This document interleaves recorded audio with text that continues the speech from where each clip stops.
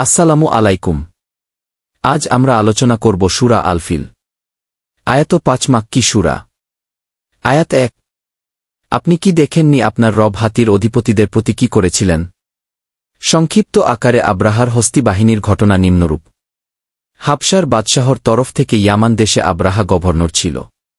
সে সানাতে একটি খুব বড় গির্জা নির্মাণ করাল আর চেষ্টা করল যাতে লোকেরা কাবাগৃহ ত্যাগ করে ইবাদত ও হজ্জুমরাহর জন্য এখানে আসে। এ কাজ মক্কাবাসী তথা অন্যান্য আরব গোত্রের জন্য অপছন্দনীয় ছিল।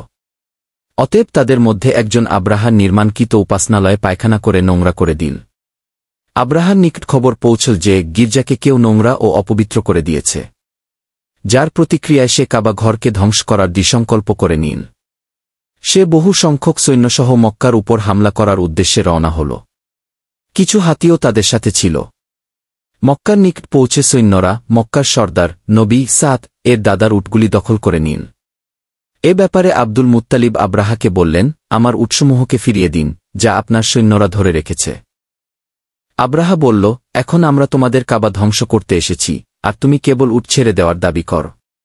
তিনি বললেন, উটগুলি আমার, তাই আমি সেগুলির হিফায়াত চাই। বাকি থাকল কাবা ঘরের ব্যাপার, যাকে আপনি ধ্বংস করতে এসেছেন, তো সেটা হল আপনার ব্যাপার আল্লাহর সাথে। কাবা হল আল্লাহর ঘর, তিনিই হলেন তার হিফায়তকারী। আপনি জানেন আর বায়তুল্লাহর মালিক আল্লাহ জানেন।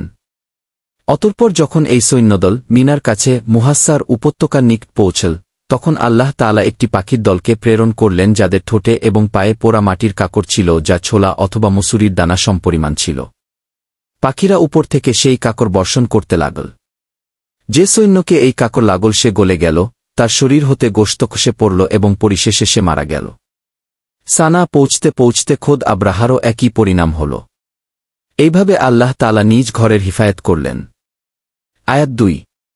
তিনি কি তাদের চক্রান্ত ব্যর্থ করে দেননি? অর্থাৎ সেই ব্যক্তি যে কাবাগৃহকে ধ্বংস করার উদ্দেশ্যে এসেছিল তাকে তাতে অসফল করলেন। এখানে জিজ্ঞাসা সাব্যস্তের জন্য। আয়াত ৩।